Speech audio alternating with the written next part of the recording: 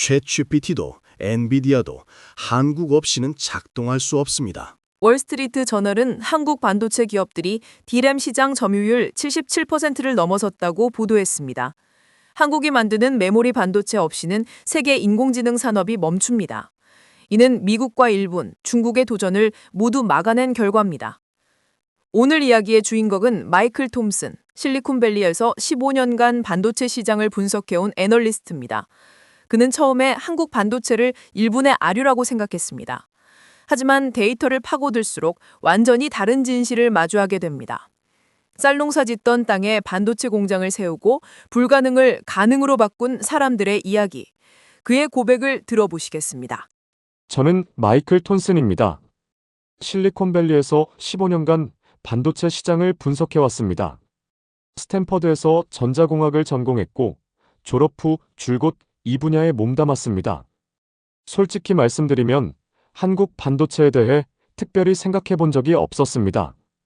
제 머릿속 반도체 지도에서 한국은 그저 삼성전자와 SK하이닉스라는 두 회사가 있는 곳이었습니다. 메모리 반도체를 만드는 회사들. 그게 전부였습니다. 반도체 산업의 진짜 혁신은 미국에서 일어난다고 믿었습니다. 인텔, 엔비디아, 퀄컴. 이런 회사들이 설계하고 대만 TSMC가 제조하는 구조. 한국 회사들은 단순히 메모리 칩을 대량으로 찍어내는 곳이라고 생각했습니다. 2024년 가을이었습니다. 클라이언트 보고서를 작성하던 중 이상한 데이터를 발견했습니다. 가트너가 집계한 메모리 반도체 시장 점유율이었습니다. D램 시장에서 한국 기업 두 곳의 합산 점유율이 77.3%였습니다. 잠깐, 77%라고요? 처음엔 오타라고 생각했습니다. 하지만 트렌드포스 데이터도 확인해봤습니다. 비슷한 수치였습니다. 낸드 플래시 시장도 58.2%, 메모리 반도체 전체 시장의 절반 이상을 두 나라가 아닌 한 나라의 두 회사가 장악하고 있었습니다. 이건 단순한 점유율이 아니었습니다. 시장 지배였습니다. 더 이상한 건 이 수치가 최근 몇 년간 계속 상승하고 있다는 점이었습니다. 보통 기술 산업에서 이런 점유율은 경쟁자들의 도전으로 낮아지기 마련입니다. 그런데 한국은 오히려 격차를 벌리고 있었습니다. 중국이 반도체에 수천억 달러를 쏟아붓고 있다는 건 알고 있었습니다. 미국 정부도 반도체 자국 생산에 막대한 보조금을 지급하고 있었습니다. 일본도 반도체 부활을 선언했습니다. 그런데 한국은 이 모든 도전을 막아내고 있었습니다. 궁금해지기 시작했습니다. 어떻게 이게 가능한 걸까? 한국은 인구 5천만의 작은 나라입니다. 천연자원도 없습니다. 실리콘밸리처럼 전 세계 인재가 모이는 곳도 아닙니다. 그날 저녁 사무실에 혼자 남아 한국 반도체 산업에 대한 자료를 찾기 시작했습니다. 처음엔 가벼운 호기심이었습니다. 보고서 한두 줄 추가할 정도의 정보면 충분하다고 생각했습니다. 하지만 파고들수록 이상했습니다. 삼성전자는 1983년에 D램 개발에 성공했습니다. 그때 일본이 세계 D램 시장의 80% 이상을 장악하고 있었습니다. 미국 기업들도 고전하던 시기였습니다. 한국은 D램이 뭔지도 제대로 모르는 상태였습니다. 그런데 불과 10년 만에 세계 1위가 됐습니다. 이게 운이나 우연으로 가능한 일일까요? 처음엔 그렇게 생각했습니다. 아마 일본 기술자들을 스카우트했거나 정부 보조금으로 덤핑을 했겠거니 짐작했습니다. 하지만 그것만으로는 30년 이상 1위를 유지할 수 없습니다. 기술은 계속 진화합니다. 경쟁자들도 배웁니다. 단순히 베끼거나 돈으로 해결되는 문제가 아니었습니다. 뭔가 제가 놓치고 있는 게 있었습니다. 블룸버그 기사 하나가 눈에 들어왔습니다. HBM, 고대역 폭메모리에 관한 내용이었습니다. 인공지능 반도체의 필수적인 부품이라고 했습니다. 엔비디아의 최신 GPU에 들어가는 핵심 메모리였습니다. 기사는 SK하이닉스가 HBM 시장의 70%를 장악하고 있다고 보도했습니다. 삼성전자까지 합치면 90%가 넘는다고 했습니다. 잠깐만요. 70%요? 저는 엔비디아 주식을 분석하면서 HBM이 얼마나 중요한지 알고 있었습니다. 인공지능 시대의 가장 중요한 부품 중 하나입니다. 그 시장을 한 나라가 거의 독점하고 있다는 건 처음 알았습니다.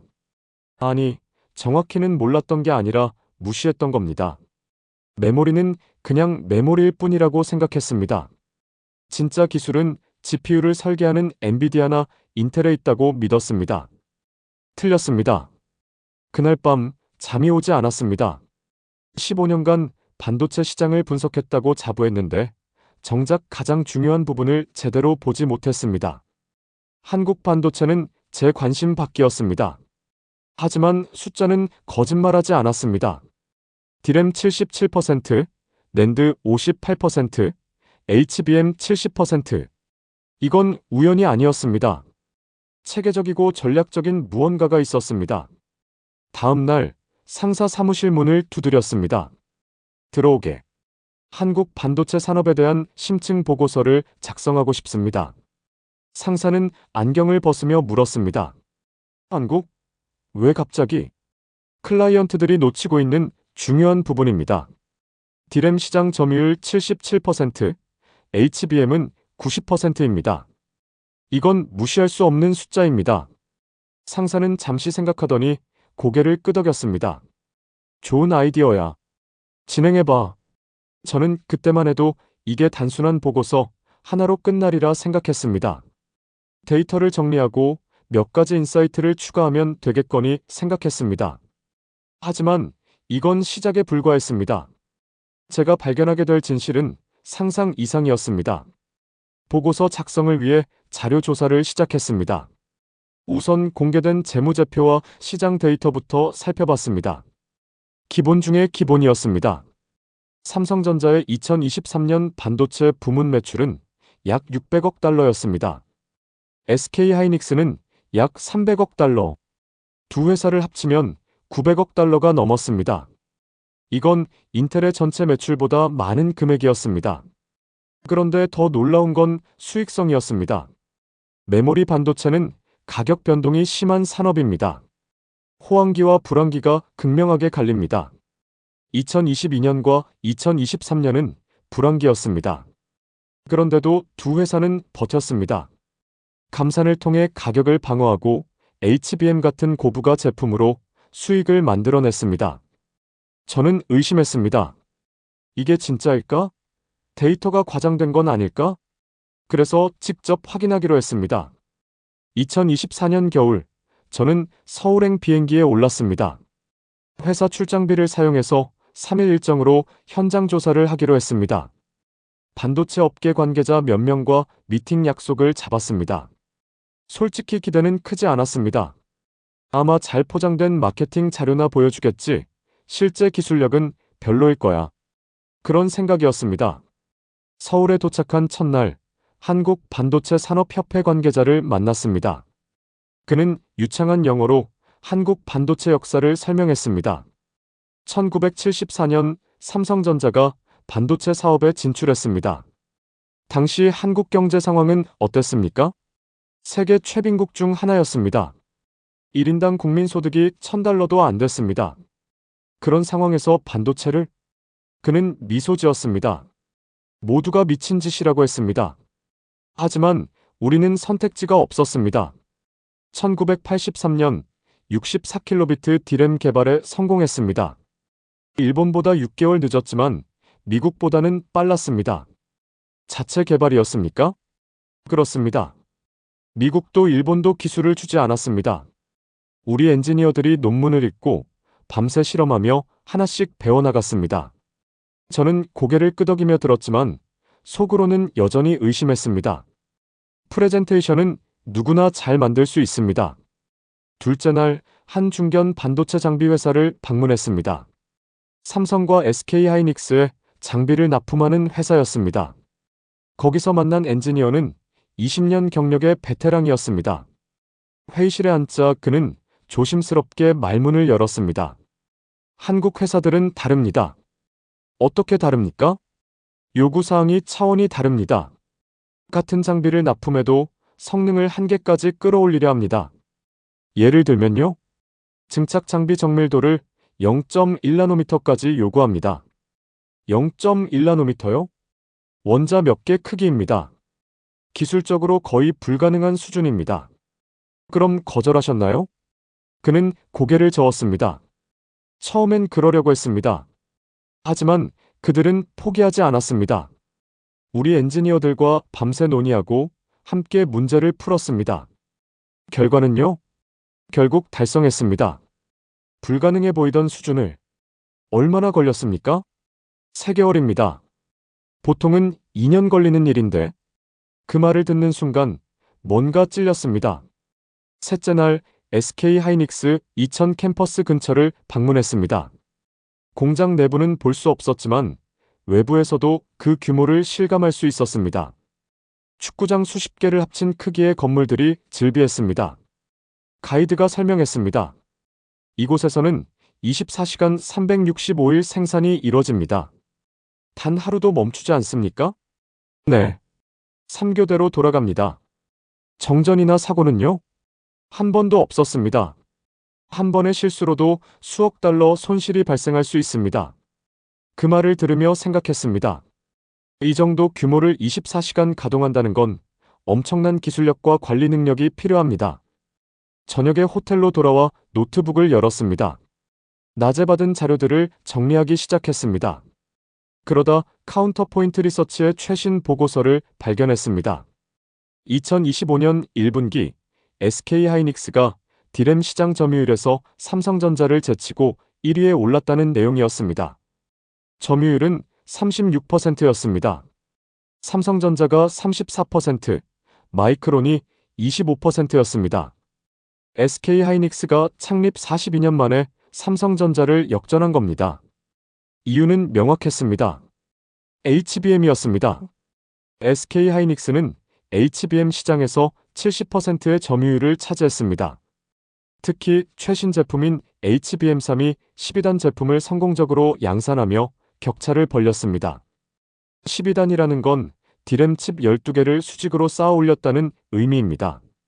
각 층은 머리카락 굵기의 100분의 1도 안 되는 두께입니다. 이걸 정밀하게 쌓고 각 층을 연결하는 건 극도로 어려운 기술입니다. 그런데 SK 하이닉스는 이걸 대량 양산하고 있었습니다. 순간 제안의 의심이 무너지기 시작했습니다. 이건 운이 아니었습니다. 마케팅도 아니었습니다. 진짜 기술이었습니다. 공항으로 가는 차 안에서 저는 창밖을 보며 생각했습니다. 3일 동안 본 건 빙산의 일각에 불과했습니다. 하지만 그 일각만으로도 충분히 놀라웠습니다. 한국 반도체 산업은 제가 생각했던 것과 완전히 달랐습니다. 이건 단순히 메모리를 대량 생산하는 게 아니었습니다. 세계 최고 수준의 기술력과 실행력이 결합된 산업이었습니다. 비행기에 오르며 결심했습니다. 더 깊이 파고들어야겠다고. 이 이야기는 세상이 알아야 한다고. 설마라는 의심은 확신으로 바뀌었습니다. 미국으로 돌아온 후 본격적으로 한국 반도체 역사를 파고들기 시작했습니다. 단순히 현재 데이터만으로는 부족했습니다. 어떻게 여기까지 왔는지 알아야 했습니다. 1974년으로 거슬러 올라갔습니다. 그해 삼성전자 회장 이병철은 반도체 사업 진출을 선언했습니다. 당시 한국은 6.25 전쟁의 상처가 채 아물지 않은 상태였습니다. 주력 산업은 섬유와 신발이었습니다. 반도체는 들어본 적도 없는 사람들이 대부분이었습니다. 자료를 찾다가 당시 기록을 발견했습니다. 이병철의 말이었습니다. 반도체는 산업의 쌀이다. 이게 없으면 미래가 없다. 주변에서는 모두 말렸다고 합니다. 미친 짓이라고. 일본도 미국도 하는데 한국이 무슨 수로 하냐고. 하지만 그는 밀고 나갔습니다. 1977년 한국 반도체를 인수하며 본격적으로 시작했습니다. 처음엔 간단한 반도체부터 만들었습니다. 하지만 목표는 명확했습니다. 디램이었습니다. 문제는 기술이 전혀 없다는 것이었습니다. 삼성은 미국 마이크론과 기술 제휴를 시도했습니다. 거절당했습니다. 일본 기업들에게도 손을 내밀었습니다. 역시 거절당했습니다. 아무도 한국을 경쟁자로 보지 않았습니다. 그저 무시했습니다. 결국 자체 개발을 결정했습니다. 1983년 64킬로비트 디램 개발 프로젝트가 시작됐습니다. 젊은 엔지니어들이 투입됐습니다. 대부분 20대에서 30대 초반이었습니다. 당시 프로젝트에 참여했던 엔지니어의 인터뷰를 찾았습니다. 그는 이렇게 회상했습니다. 우리는 아무것도 몰랐습니다. 외국 논문을 읽고 밤새 실험하며 배워나갔습니다. 가장 힘들었던 게 뭐였습니까? 실패의 연속이었습니다. 수백 번, 수천 번 실패했습니다. 동료들이 하나둘 포기했습니다. 그런데 왜 계속하셨습니까? 선택지가 없었습니다. 이걸 못하면 나라의 미래가 없다고 생각했습니다. 그해 11월, 마침내 성공했습니다. 한국 최초의 64킬로비트 디램이었습니다. 일본보다 6개월 늦었지만 스스로 만들어냈다는 게 중요했습니다. 하지만 이건 시작에 불과했습니다. 1980년대 중반 메모리 반도체 시장은 일본이 지배했습니다. NEC, 도시바, 히타치, 미쓰비시 이들의 점유율은 80%를 넘었습니다. 가격 경쟁력도 압도적이었습니다. 삼성과 SK하이닉스의 전신인 현대전자는 막대한 적자를 기록했습니다.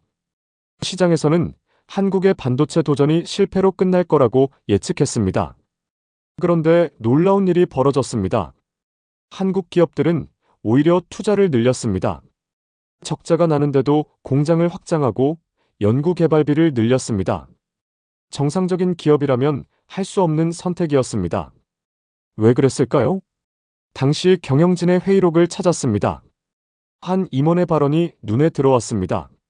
지금 포기하면 영원히 기회가 없습니다. 우리는 배수진을 쳤습니다. 또 다른 임원이 말했습니다. 일본이 가격을 내리면 우리도 내립니다. 그들이 공장을 짓면 우리는 더 큰 공장을 짓습니다. 이기거나 죽거나입니다. 이건 단순한 사업이 아니었습니다. 국가의 생존이 걸린 문제였습니다. 그래서 불가능해 보이는 투자를 감행했던 겁니다. 1992년 전환점이 왔습니다. 삼성전자가 16메가비트 디램에서 세계 최초 개발에 성공했습니다. 일본보다 빨랐습니다. 미국보다도 빨랐습니다. 개발팀장의 인터뷰가 있었습니다. 성공했을 때 기분이 어땠습니까? 믿기지 않았습니다. 정말 우리가 해낸 겁니까? 축하 파티라도 했습니까? 아니요. 다음 세대 개발 회의를 했습니다. 경쟁은 이제부터였으니까요. 이후 상황이 역전되기 시작했습니다. 1990년대 중반 한국은 디램 시장 점유율 1위에 올랐습니다. 일본을 추월했습니다. 불과 10년 만에 일어난 일이었습니다. 어떻게 가능했을까요? 첫째, 속도였습니다. 한국 기업들은 의사결정이 빨랐습니다. 새로운 기술이 나오면 즉시 투자했습니다. 일본 기업들이 회의하고 논의하는 동안 한국은 이미 생산 라인을 구축했습니다. 둘째, 집중이었습니다. 삼성과 현대전자는 메모리 반도체에 모든 역량을 쏟아부었습니다.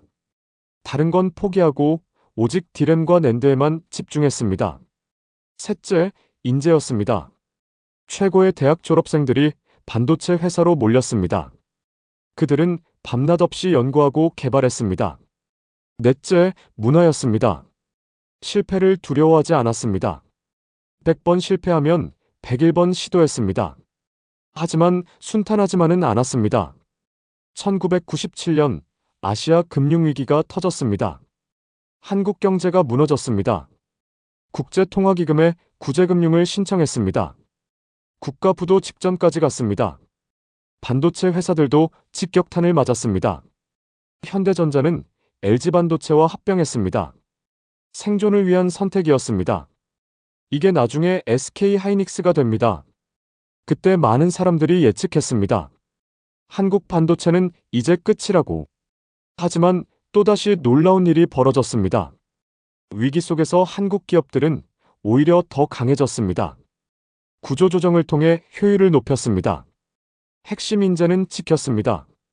그리고 투자를 멈추지 않았습니다. 2000년대 초반 한국은 다시 일어섰습니다. 디램과 낸드 모두에서 확고한 1위를 차지했습니다. 이후 20년간 그 위치를 지켰습니다. 중국의 도전도 있었습니다. 중국 정부는 수천억 달러를 반도체에 투자했습니다. 창작 메모리 YMTC 같은 회사들이 생겼습니다. 한국을 따라잡겠다고 선언했습니다. 하지만 아직 따라잡지 못했습니다. 미국도 반도체 회귀를 추진했습니다.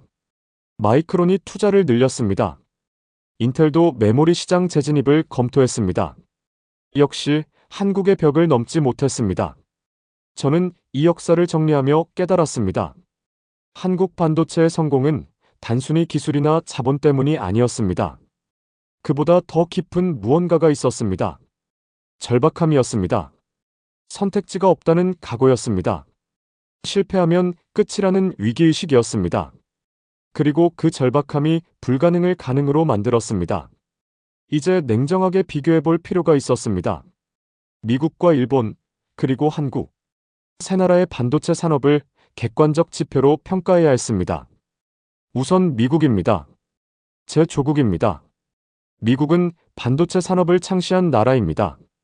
1958년 텍사스 인스트루먼츠가 최초의 집적 회로를 만들었습니다. 1968년 인텔이 설립됐습니다. 실리콘밸리가 탄생했습니다. 미국의 강점은 혁신입니다. 새로운 기술, 새로운 개념을 만들어냅니다. 중앙 처리 장치, 그래픽 처리 장치, 인공지능 칩. 모두 미국에서 시작됐습니다. 하지만 메모리 반도체에서는 일찍 포기했습니다. 1980년대 일본의 가격 공세에 밀렸습니다. 미국 기업들은 메모리 사업을 철수했습니다. 마이크론만 남았습니다. 대신 설계와 소프트웨어에 집중했습니다. 전략적 선택이었습니다. 하지만 결과적으로 메모리 시장을 포기한 겁니다. 현재 미국의 메모리 반도체 점유율은 마이크론의 25%가 전부입니다. 디램에서 3위, 낸드에서 4위입니다. 다음은 일본입니다. 일본은 한때 반도체 강국이었습니다. 1980년대 중반 세계 반도체 시장의 절반 이상을 차지했습니다. NEC, 도시바, 히타치. 이들은 거인이었습니다. 일본의 강점은 품질이었습니다. 완벽에 가까운 제조 능력, 불량률 제로를 추구하는 장인 정신. 세계가 일본 반도체를 신뢰했습니다. 하지만 속도가 느렸습니다. 의사결정에 시간이 오래 걸렸습니다. 새로운 기술 도입이 보수적이었습니다. 그 사이 한국이 추월했습니다. 1990년대 후반부터 일본 반도체는 몰락하기 시작했습니다. NEC는 메모리 사업을 매각했습니다. 도시바도 키옥시아로 분리됐습니다. 히타치는 시장에서 사라졌습니다. 현재 일본의 메모리 반도체 점유율은 키옥시아의 13% 정도입니다. 과거의 영광은 찾아볼 수 없습니다. 그리고 한국입니다. 한국은 늦게 시작했습니다. 기술도 자본도 부족했습니다. 하지만 가장 빨리 1위에 올랐고 가장 오래 그 자리를 지켰습니다. 숫자로 보겠습니다. 2024년 4분기 기준 디램 시장 점유율입니다. 삼성전자 45.5%, SK하이닉스 31.8%, 합계 77.3%입니다.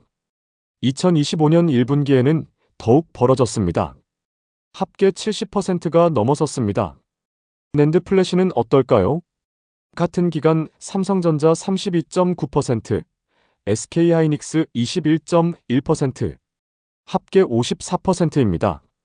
HBM은 더 압도적입니다. SK하이닉스 70%, 삼성전자 약 20%, 합계 90%입니다. 이건 독점에 가깝습니다. 하지만 더 중요한 건 기술 격차입니다. 최첨단 공정에서 한국이 앞서고 있습니다. DDR5 10나노급 디램은 삼성이 최초로 양산했습니다. 3D 낸드는 한국이 선도하고 있습니다. HBM은 말할 것도 없습니다. HBM3이 12단은 SK하이닉스가 세계 최초로 양산했습니다. HBM4도 SK하이닉스가 먼저 샘플을 공급했습니다. 경쟁자들이 따라오기 어려운 수준입니다. 왜 이런 차이가 생겼을까요? 첫째, 투자 규모입니다. 삼성과 SK하이닉스의 연간 설비 투자 규모는 각각 약 400억 달러, 200억 달러입니다. 합치면 600억 달러가 넘습니다. 인텔의 전체 설비 투자가 300억 달러 수준입니다. 마이크론은 200억 달러 정도입니다. 한국 두 회사가 미국 전체보다 많이 투자하고 있습니다. 둘째, 집중도입니다. 삼성과 SK하이닉스는 메모리 반도체에 모든 걸 걸었습니다. 다른 사업도 있지만 핵심은 메모리입니다. 반면 미국 기업들은 다양한 분야에 분산되어 있습니다. 인텔은 중앙 처리 장치와 파운드리에 집중합니다. 마이크론만 순수 메모리 회사입니다. 셋째, 속도입니다. 한국 기업들은 결정이 빠릅니다. 새로운 기술이 나오면 즉시 양산 체제를 갖춥니다. HBM이 좋은 예입니다. 삼성과 SK하이닉스는 2010년대 초반부터 HBM을 개발했습니다. 시장이 작을 때부터 투자했습니다. 인공지능 붐이 오자 이미 준비가 돼 있었습니다. 마이크론은 늦었습니다. HBM 양산을 시작한 게 2024년입니다. 이미 한국이 시장을 장악한 후였습니다. 넷째, 인력입니다. 한국의 우수한 인재들이 반도체 회사로 몰립니다. 서울대, 카이스트 졸업생들의 1순위 취업 희망 회사가 삼성전자와 SK하이닉스입니다. 미국은 다릅니다. 우수한 인재들은 구글, 메타, 애플 같은 소프트웨어 회사를 선호합니다. 제조업은 인기가 없습니다. 이 모든 요소가 결합돼 한국이 압도적 우위를 차지하게 됐습니다. 객관적으로 봐도 한국이 우위에 있었습니다. 제가 15년간 분석해온 미국 반도체 산업이 적어도 메모리 분야에서는 한국을 따라가지 못하고 있었습니다. 인정하기 싫었지만 숫자는 명확했습니다. 한국은 단순히 잘하는 게 아니라 압도적으로 잘하고 있었습니다. 데이터만으로는 부족했습니다. 숫자 뒤에 있는 사람들을 봐야 했습니다. 그래서 다시 한국으로 갔습니다. 이번에는 더 깊이 들어가기로 했습니다. 실제 엔지니어들을 만나고 그들의 이야기를 듣고 싶었습니다. 2025년 봄이었습니다. 지인의 소개로 삼성전자에서 20년 넘게 일한 수석 엔지니어를 만났습니다. 편의상 김 박사라고 부르겠습니다. 우리는 서울의 한 조용한 카페에서 만났습니다. 김 박사는 50대 초반으로 보였습니다. 피곤해 보였지만 눈빛은 또렷했습니다. 1990년대 후반 입사하셨다고요? 네. 1998년입니다. 디램 16메가비트에서 64메가비트로 넘어가던 시기였습니다. 가장 힘들었던 순간이 언제였습니까? 김 박사는 잠시 먼 곳을 바라보았습니다. 1997년입니다. IMF 위기 때. 그때 어떠셨습니까? 회사 분위기가 최악이었습니다. 구조조정이 진행됐고 동료들이 하나둘 떠났습니다. 그의 목소리가 낮아졌습니다. 저도 언제 해고될지 몰랐습니다. 아침에 출근하면 누군가의 자리가 비어 있었습니다. 인사 한마디 없이 사라지는 거죠. 그런데도 연구를 계속하셨나요? 멈출 수 없었습니다. 왜요? 김 박사가 제 눈을 똑바로 쳐다봤습니다. 경쟁사들은 위기와 상관없이 전진하고 있었습니다. 한국이 주저앉으면 다시는 못 일어선다고 생각했습니다. 하루 일과가 어땠습니까? 아침 6시 출근, 밤 11시 퇴근. 주말도 없었습니다. 집에 가면 쓰러져 잤다가 다음날 다시 출근했습니다. 가족은요? 그는 쓸쓸하게 웃었습니다. 아내가 이혼을 요구했습니다. 아이들 얼굴도 제대로 못 봤으니까요. 하지만 견뎠습니다. 1년만 참자고 말했습니다. 결과는요? 1년 후 위기를 넘겼습니다. 회사는 살아남았고 오히려 더 강해졌습니다. 김 박사의 눈시울이 붉어졌습니다. 그때 깨달았습니다. 우리는 선택지가 없다는 걸. 이 일이 실패하면 우리 가족도 우리나라도 끝이라고. 그 말을 듣는 순간 제 목이 메었습니다. 이건 단순한 직장 생활이 아니었습니다. 생존을 위한 싸움이었습니다. 다음으로 만난 사람은 SK하이닉스의 젊은 연구원이었습니다. 30대 초반의 이 박사였습니다. HBM 개발팀에 계신다고요? 네. HBM3이 12단 제품 개발에 참여했습니다. 12개 층을 쌓는 게 얼마나 어렵습니까? 이 박사는 한숨을 쉬었습니다. 상상을 초월합니다. 각 층 두께가 30마이크로미터입니다. 머리카락 굵기의 3분의 1이죠. 정렬이 중요하겠네요. 1나노미터라도 어긋나면 불량입니다. 처음 시도했을 때 실패율이 80%가 넘었습니다. 10개 만들면 8개가 버려진다는 말씀입니까? 그렇습니다. 경제성이 전혀 없었습니다. 그럼 포기하지 않았습니까? 팀장님이 말씀하셨습니다. 이 박사가 그때를 떠올리며 말했습니다. 팀장님이 뭐라고 하셨는데요? 100번 실패하면 101번 시도하라고. 포기는 없다고. HBM에서 지면 우리 미래가 없다고. 결과는요? 밤낮으로 원인을 분석했습니다. 장비를 개선하고 공정을 수정했습니다. 수백 번 시도했습니다. 그래서요? 6개월 후 불량률을 10% 아래로 떨어뜨렸습니다. 양산 가능한 수준이 된 겁니다. 축하 파티라도 했습니까? 이 박사가 고개를 저었습니다. 다음 날 바로 HBM사 개발 회의를 했습니다. 경쟁은 끝나지 않았으니까요. 왜 그렇게까지 하십니까? 이 박사는 잠시 침묵하더니 말했습니다. 이게 우리의 미래이기 때문입니다. HBM에서 뒤처지면 한국 반도체의 미래가 없습니다. 그의 눈빛에서 절실함이 느껴졌습니다. 저는 미국 엔지니어들도 많이 만났습니다. 그들도 훌륭합니다. 열정적이고 유능합니다. 하지만 뭔가 다른 게 있었습니다. 미국 엔지니어들에게 일은 직업입니다. 좋은 연봉을 받고 좋은 프로젝트를 하고 경력을 쌓습니다. 오후 5시가 되면 퇴근합니다. 주말은 가족과 보냅니다. 당연한 겁니다. 정상입니다. 하지만 한국 엔지니어들은 달랐습니다. 그들에게 일은 직업 이상이었습니다. 사명이었습니다. 국가의 미래가 자신의 손에 달렸다고 믿었습니다. 이게 한국을 1위로 만든 원동력이었습니다. 마지막으로 만난 사람은 은퇴한 전직 임원이었습니다. 70대의 박 부사장이었습니다. 1975년부터 2010년까지 삼성전자에 계셨다고요? 그렇습니다. 한국 반도체 역사를 모두 봤습니다. 처음엔 어땠습니까? 박 부사장의 목소리가 멀어졌습니다. 불가능해 보였습니다. 일본은 너무 강했고 미국은 너무 멀었습니다. 한국은 아무것도 없었습니다. 그런데 어떻게 성공했습니까? 사람이 있었습니다. 사람이요? 가난했지만 배고팠던 젊은이들. 공부밖에 할 게 없었던 엔지니어들. 성공해야만 했던 절실한 사람들. 박 부사장의 눈시울이 붉어졌습니다. 그들이 모여 기적을 만들었습니다. 밤새 일하고 주말도 없이 일했습니다. 가족을 희생했습니다. 후회는 없으십니까? 없습니다. 우리가 아니면 누가 했겠습니까? 우리는 나라를 위해 일했습니다. 그리고 조용히 말했습니다. 요즘 젊은 세대는 그걸 모릅니다. 당연하게 누리고 있습니다. 하지만 그 뒤에 얼마나 많은 희생이 있었는지 알아줬으면 좋겠습니다.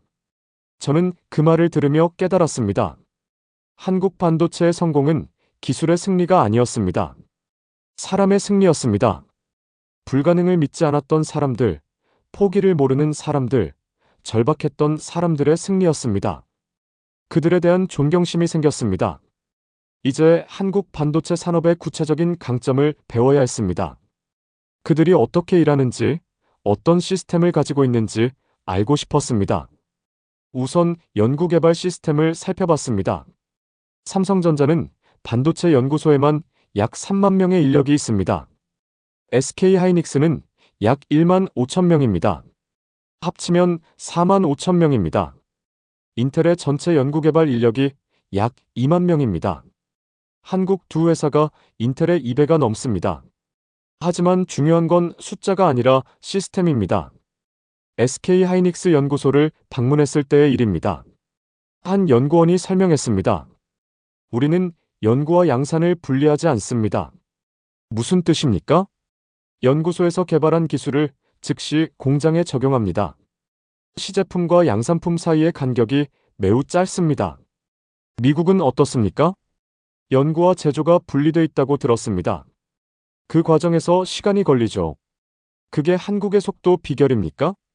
그렇습니다. 다음은 의사결정 구조였습니다. 삼성전자 전략기획팀 임원을 만났습니다. 그는 한국 기업의 특징을 이렇게 설명했습니다. 우리는 위계 질서가 명확합니다. 탑다운 방식입니다. 단점은 없습니까? 물론 있습니다. 잘못된 결정이 나면 피해가 큽니다. 그런데 왜 이 방식을 유지합니까? 속도 때문입니다. 회장이나 부회장이 결정하면 전 조직이 즉시 움직입니다. 그가 예를 들었습니다. SK하이닉스가 HBM 투자를 결정했을 때 며칠 만에 수조원 규모의 투자가 승인됐습니다. 미국이라면요? 이사회 승인, 주주 설득으로 몇 달 걸렸을 겁니다. 반도체는 타이밍이 생명입니다. 먼저 선점하는 자가 승자입니다. 세 번째는 공급망이었습니다. 한 소재 회사 대표를 만났습니다. 그는 2019년 한일 무역 갈등 때의 이야기를 들려줬습니다. 당시 일본이 핵심 소재 수출을 제한했습니다. 어떻게 대응하셨습니까? 삼성과 SK하이닉스가 우리를 불렀습니다. 반드시 국산화하자고 했습니다. 가능했습니까? 처음엔 불가능해 보였습니다. 일본이 30년간 독점해온 기술이었으니까요. 그런데요? 우리 연구원들과 삼성, SK 엔지니어들이 매일 밤 12시까지 함께 연구했습니다. 결과는요? 6개월 만에 국산화에 성공했습니다. 그가 미소 지었습니다. 결과적으로 우리가 더 강해졌습니다. 이제 핵심 소재 대부분을 국산화했습니다. 네 번째는 인재 육성이었습니다. 카이스트 교수를 만났습니다. 그는 한국의 교육 시스템을 설명했습니다. 한국 부모들은 자녀 교육에 모든 걸 쏟아붓습니다. 왜 그렇습니까? 교육만이 계층 상승의 유일한 길이었기 때문입니다. 가난해도 공부 잘하면 성공할 수 있었습니다. 반도체 회사의 인기는 어떻습니까?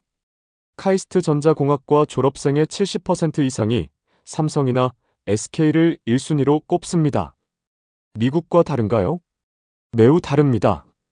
미국 우수 인재들은 구글, 애플 같은 소프트웨어 회사를 선호하죠. 제조업은 인기가 없습니다. 다섯 번째는 실패에 대한 태도였습니다. 한 연구팀장과 대화를 나눴습니다. 실패하면 어떻게 됩니까? 다시 시도합니다. 처벌은요? 결과가 나쁘다고 처벌하지 않습니다. 시도하지 않은 것을 처벌합니다. 과감한 문화네요. 100번 실패하면 101번 시도한다는 게 우리 문화입니다. HBM 12단도 그렇게 성공했습니까? 그렇습니다. 처음엔 불가능해 보였습니다. 하지만 포기하지 않았습니다. 여섯 번째는 정부 지원이었습니다. 산업부 관계자를 만났습니다. 정부가 어떻게 지원합니까? 반도체를 국가전략 산업으로 지정했습니다. 세제 혜택, 인프라 지원, 규제 완화, 모든 걸 해줍니다. 구체적으로는요? 예를 들어 반도체 공장은 환경 규제 예외를 받습니다. 24시간 가동이 가능합니다. 전력 공급은요? 한국은 단 한 번도 대규모 정전이 없었습니다. 안정적 전력 공급을 보장합니다. 그게 중요합니까? 반도체 공장은 정전에 극도로 취약합니다. 한 번의 정전으로 수억 달러 손실이 발생할 수 있습니다. 이 모든 요소가 결합돼 한국만의 경쟁력이 됐습니다. 저는 이걸 배우고 싶었습니다. 미국 기업들도 배워야 한다고 생각했습니다. 물론 모든 걸 그대로 따라할 수는 없습니다. 문화와 시스템이 다르니까요. 하지만 핵심 원칙은 배울 수 있습니다. 속도, 집중, 헌신, 과감함. 한국은 이미 답을 보여주고 있었습니다. 한국 반도체의 성공을 보며 그 뒤에 있는 고난도 보게 됐습니다. 쉽게 온 게 아니었습니다. 1950년 한국 전쟁이 끝났습니다. 나라는 폐허였습니다. 1인당 국민소득이 67달러. 세계 최빈국 중 하나였습니다. 그로부터 20년 후 반도체에 도전했습니다. 미친 짓이라고들 했습니다. 1980년대 일본의 벽은 너무 높았습니다. 가격 경쟁에서 밀렸습니다. 적자가 쌓였습니다. 포기하라는 압박이 거셌습니다. 하지만 버텼습니다. 1997년 IMF 위기가 왔습니다. 국가가 부도 직전까지 갔습니다. 거리에는 실업자가 넘쳤습니다. 가족들이 뿔뿔이 흩어졌습니다. 반도체 회사들도 직격탄을 맞았습니다. 구조조정이 단행됐습니다. 동료들이 떠났습니다. 남은 사람들은 생존을 위해 더 열심히 일했습니다. 그 과정이 얼마나 고통스러웠을지 상상이 됐습니다. 미국은 한 번도 그런 경험이 없습니다. 우리는 항상 풍요로웠습니다. 선택지가 많았습니다. 실패해도 다른 길이 있었습니다. 한국은 달랐습니다. 선택지가 없었습니다. 이거 아니면 끝이었습니다. 그 절박함이 기적을 만들었습니다. 2000년대 초반 다시 일어섰습니다. 디램에서 1위를 되찾았습니다. 낸드도 1위에 올랐습니다. 하지만 쉬지 않았습니다. 중국이 추격해왔습니다. 수천억 달러를 투자하며 따라잡으려 했습니다. 한국은 더 빨리 달렸습니다. HBM이라는 새로운 시장을 열었습니다. 중국이 따라오기 전에 이미 표준을 만들었습니다. 2020년 코로나 팬데믹이 왔습니다. 전 세계가 멈췄습니다. 공장들이 문을 닫았습니다. 한국 반도체 공장은 단 하루도 멈추지 않았습니다. 방역을 철저히 하며 생산을 이어갔습니다. 세계에 반도체를 공급했습니다. 그 헌신에 세계가 감사했습니다. 2024년 미중 갈등이 심화됐습니다. 반도체가 무기가 됐습니다. 미국은 중국에 대한 수출을 제한했습니다. 한국은 중간에 끼었습니다. 미국은 동맹이고 중국은 최대 수출 시장이었습니다. 둘 사이에서 줄타기를 해야 했습니다. 쉽지 않은 선택이었습니다. 하지만 현명하게 대처했습니다. 기술 우위를 지키며 양쪽과의 관계를 유지했습니다. 이 모든 과정을 보며 한국에 대한 존경심이 깊어졌습니다. 한국은 단순히 반도체를 잘 만드는 나라가 아니었습니다. 역경을 이겨낸 나라였습니다. 불가능을 가능으로 만든 나라였습니다. 그들의 성공은 우연이 아니었습니다. 70년간의 노력, 희생, 헌신의 결과였습니다. 제가 처음에 한국 반도체를 무시했던 게 부끄러워졌습니다. 숫자만 보고 판단했습니다. 그 뒤의 이야기를 보지 못했습니다. 이제 알았습니다. 한국 반도체는 기술의 승리가 아니라 인간 정신의 승리였습니다. 그들이 보여준 건 단순한 산업 성공이 아니라 한 나라가 어떻게 일어서는지에 대한 교훈이었습니다. 저는 미국인으로서 그리고 반도체 애널리스트로서 한국에게 배워야 할 게 많다고 생각했습니다. 절박함, 헌신, 끈기, 속도, 집중. 이런 가치들을 우리도 다시 찾아야 합니다. 미국이 반도체 산업을 되살리려면 한국의 정신을 배워야 합니다. 기술과 자본만으로는 부족합니다. 사람의 마음과 의지가 필요합니다. 한국은 이미 그걸 증명했습니다. 2025년 10월 놀라운 일이 벌어졌습니다. 10월 2일 한국 증시가 폭발했습니다. 코스피 지수가 사상 최초로 3,500선을 돌파했습니다. 주역은 반도체였습니다. 삼성전자 주가는 장중 9만 원을 돌파하며 사상 최고가를 경신했습니다. 4.65% 급등이었습니다. 9만 원을 넘긴 것은 2021년 1월 이후 약 5년 만이었습니다. SK하이닉스는 더욱 폭발적이었습니다. 장중 40만 원을 넘어서며 11.25% 치솟았습니다. 사상 처음으로 40만 원 벽을 깼습니다. 단 하루 만에 두 회사의 시가총액이 수조 원 증가했습니다. 이유는 명확했습니다. 전날 삼성과 SK하이닉스가 오픈AI의 스타게이트 프로젝트의 전략적 파트너로 참여한다고 발표했습니다. 700조 원 규모의 AI 인프라 구축 프로젝트였습니다. 인공지능 반도체 수요 폭발, HBM 슈퍼사이클, 그리고 한국의 압도적 우위가 확인된 순간이었습니다. 증권사들이 목표 주가를 잇따라 상향했습니다. 신한투자증권은 삼성전자 목표가를 11만 5천 원으로 올렸습니다. 국내 증권사 중 가장 높은 수준이었습니다. SK하이닉스는 50만 원으로 제시했습니다. 시장은 더 큰 성장을 예상하고 있었습니다. 이건 단순한 주가 상승이 아니었습니다. 세계가 한국 반도체의 가치를 재평가하고 있다는 신호였습니다. 블룸버그는 이렇게 보도했습니다. 한국이 AI 시대의 승자가 되고 있다고. 삼성과 SK하이닉스 없이는 엔비디아도 오픈AI도 작동할 수 없다고 했습니다. 로이터도 비슷한 분석을 내놨습니다. 한국 반도체 기업들이 HBM 시장의 90%를 장악하고 있으며 이 독점적 지위는 단기간에 깨지지 않을 것이라고 예측했습니다. 월스트리트 저널은 한 걸음 더 나아갔습니다. 한국이 메모리 반도체에서 30년간 지켜온 1위가 앞으로 10년은 더 지속될 것이라고 전망했습니다. 저는 이 뉴스들을 보며 고개를 끄덕였습니다. 이제 세계가 제가 2년 전에 깨달은 걸 알아가고 있었습니다. 그 무렵 SK하이닉스가 또 한 번 세계를 놀라게 했습니다. 6세대 HBM사 12단 샘플을 고객사에 공급했다고 발표했습니다. 세계 최초였습니다. HBM사는 HBM32보다 성능이 50% 향상됐습니다. 전력 효율도 40% 개선됐습니다. 차세대 인공지능 반도체의 핵심 부품이었습니다. 경쟁사들은 아직 샘플도 못 만들고 있었습니다. 삼성전자조차 SK하이닉스보다 몇 개월 늦었습니다. 마이크론은 1년 이상 뒤처졌습니다. 격차가 더 벌어지고 있었습니다. 저는 클라이언트들에게 보고서를 보냈습니다. 제목은 이랬습니다. 한국 반도체 재평가가 필요한 시점. 핵심 내용은 세 가지였습니다. 첫째, 한국의 메모리 반도체 독점은 앞으로 10년간 지속될 것입니다. 기술 격차가 너무 큽니다. 경쟁자들이 따라잡기 어렵습니다. 둘째, 인공지능 시대에 메모리 반도체의 중요성이 더욱 커질 것입니다. HBM은 단순한 부품이 아니라 인공지능 생태계의 핵심입니다. 셋째, 한국 반도체 기업에 대한 투자는 장기적으로 유망합니다. 삼성전자와 SK하이닉스는 향후 5년간 연평균 20% 이상 성장할 것으로 예상됩니다.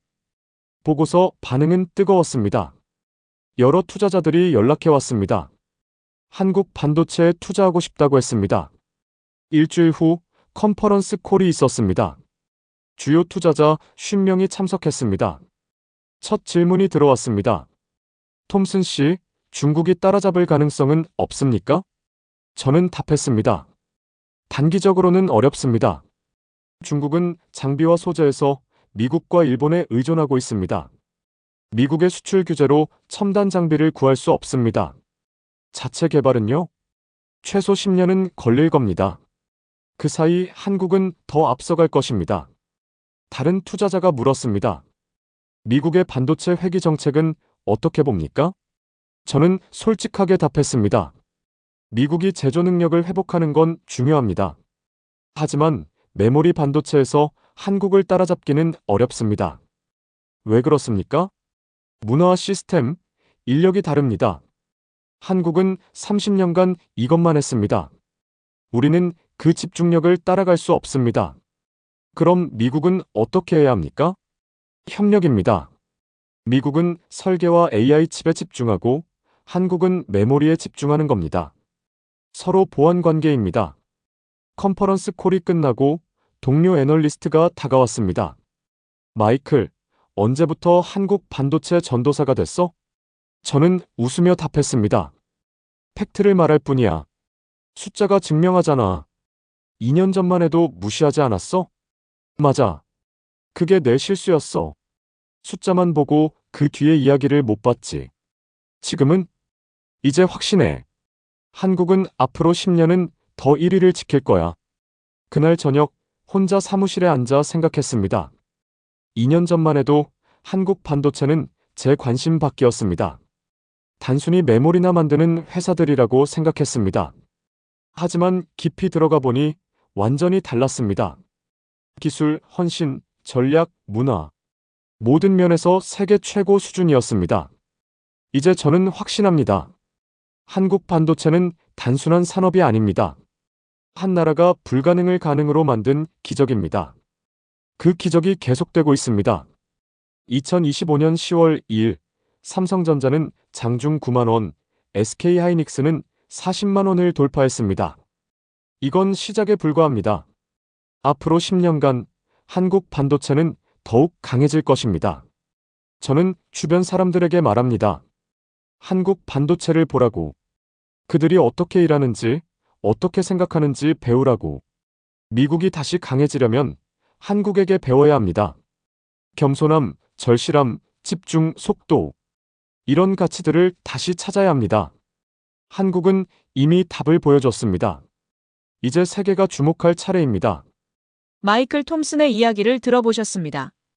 2025년 10월 2일 삼성전자는 장중 9만 원, SK하이닉스는 40만 원을 돌파하며 사상 최고가를 경신했습니다. 한국은 D램 시장 77%, HBM 시장 90%를 장악하고 있습니다. 이것은 우연이 아니라 70년 헌신의 결과였습니다. 전쟁의 폐허에서 시작해 세계 최강이 된 이야기. 한 번도 쉬운 적 없었지만 한 번도 포기하지 않았던 사람들의 이야기입니다. 이 이야기가 의미 있으셨다면 주변 분들과 공유해 주시기 바랍니다. 구독과 좋아요는 이런 이야기를 계속 전하는 데 큰 힘이 됩니다. 지금까지 대한민국 감동사연이었습니다. 감사합니다.